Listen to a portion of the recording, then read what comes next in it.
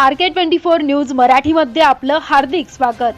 आपण पाहत आहात धाराशिव जिल्ह्यातील सर्वात विश्वासार्ह आणि लोकप्रिय news channel RK24 news Marathi.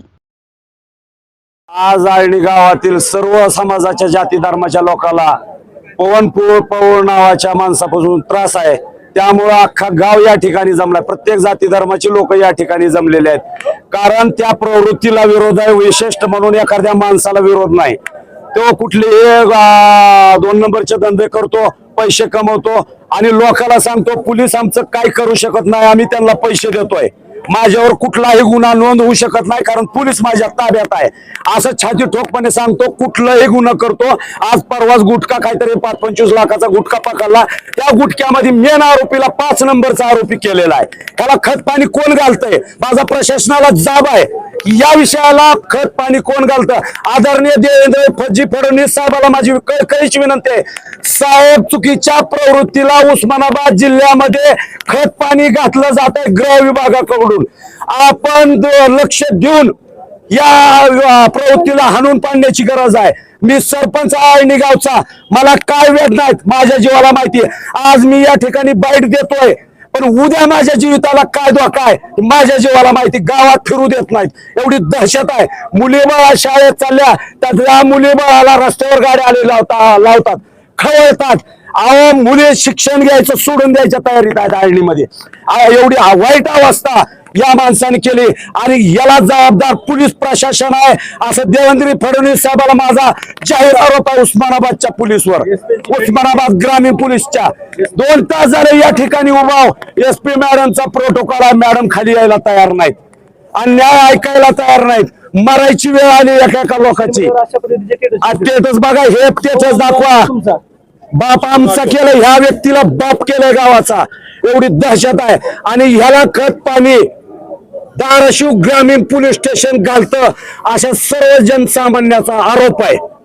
मी जिम्मेदारीनं सांगतो, 6,000-7,000 लोकसंख्येचा गावचा सरपंच आहे मी। काय अवस्था गावाची आहे माझ्या जीवाला माहिती। 60 वर्षाच्या म्हाताऱ्या माणसाला जर कांटाळी दिली जात असेल, काय जिंदगीचा अर्थ आहे? लोक कटाळून आलेत। एवढी लोक जे आहेत आज त्या प्रवृत्तीला जागेवर हरून पाडण्याची ताकद ठेवतात, पण डॉक्टर बाबासाहेब आंबेडकरांच्या संविधानाला मानणारी लोक आहेत, ही कायदा हातात घेणार नाहीत। म्हणून या ठिकाणी लोक आलेले आहेत। जर आदरणीय देवेंद्रजी, आदरणीय एकनाथभाई शिंदे, आदरणीय सुनेत्राताई यांना माझी कळकळीची तुमच्या माध्यमातून विनंती आहे, गावाला न्याय द्या, ह्या प्रवृत्तीला हाणून पाडा, एवढंच हात जोडून साष्टांग दंडवत काढून विनंती करतो। शेख मी आता 9वीची विद्यार्थिनी। आम्हाला शाळेत जाताना खूप त्रास होतो।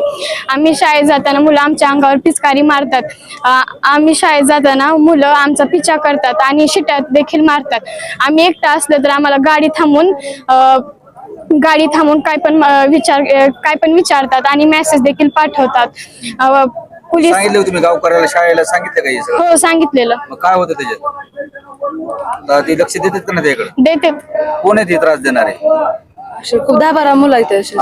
कोणची किती एवढी? कोणची मुलं सांग जरा सविस्तर। मुलांचे नाव मी नाही सांगू मुलं आहेत असे छेडछाड करणारे असे। काय त्रास देते जरा सांग की काय? जाताना अशी मुली दिसल्या की स्पीड वाढवणार, असं अंगावर थुकणार। आणि पोलीस यायच्या टायमिंगला ती मुलांना माहित आहे, पोलीस यायच्या टायमिंगला त्यांचा टाइम ती माहित आहे, म्हणून ती कोणतरी थांबतंय, त्यांना सांगतंय मुलं पोलीस यायला लागलीत म्हणून ती तिथनं फरार होते। भीती वाटते का तुम्हाला? हा।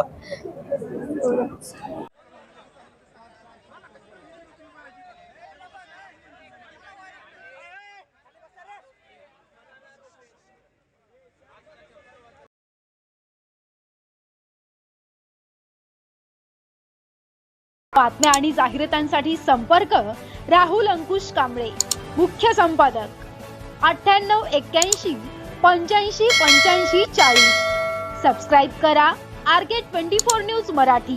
ताज्या अपडेट्ससाठी लाईक, शेअर, कमेंट करा। RK24 news Marathi